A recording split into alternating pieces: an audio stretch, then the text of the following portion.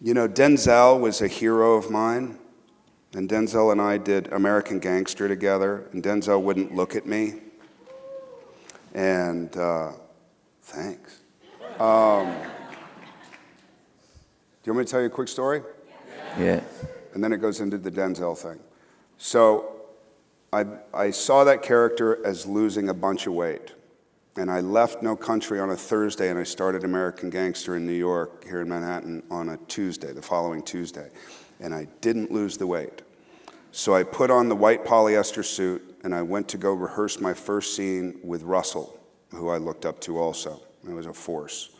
And there were a couple of other people in the scene, and Ridley was like, hey, man, I think, like, I see this, and you kind of walking there, and you doing this, and he kind of like, he designed the scene for me around the camera and what he wanted to do, and I was really, really nervous. So I said, do you mind if I just kind of find my way around it? And there was a really uncomfortable pause, and then he went, yeah, you know, what, actors, go ahead. And I said, great, and all I was trying to do was get away from the nerves. And so I started doing the scene, and I walked up to the desk where Russell was, and I grabbed the chair, and I turned it around, and I sat down. And as I sat down, the ass of my pants ripped wide open. And now I would make a joke out of it, but I didn't. I missed the moment. So my trachea closed up, and I was acting like this, and and I'm supposed to be this tough guy, and I'm sweating and all that. So anyway, we finished the scene, and Ridley looked at me and he said, so what I'd like to do, and then he repeated himself. And then I went back to my trailer, and I knew I was going to be fired. So I went back to my trailer, I took off my pants, I gave it to wardrobe. I said, can you please fix these or sew these for me or whatever? And I waited for Ridley, and after about 5 minutes, there was a knock on the door.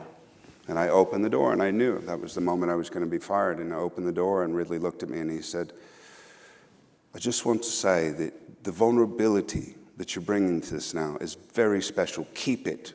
Keep doing what you're doing.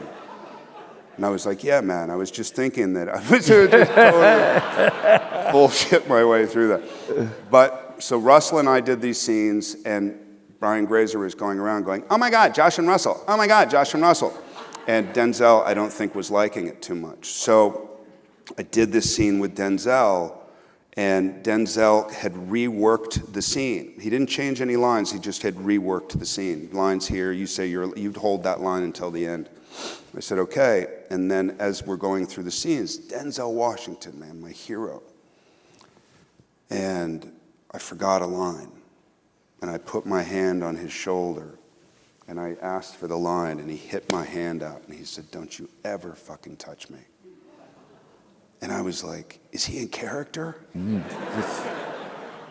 And then the Cito Rats thing we'll go back to, because that was kind of a hard-nosed, scrappy group that I grew up in, you know, and a lot of those guys aren't here anymore. And I was thinking, holy fuck, I'm going to fight Denzel Washington. This is amazing. and he looked at me right in the eye, and then I said, are we okay? And he said, yeah, we're okay.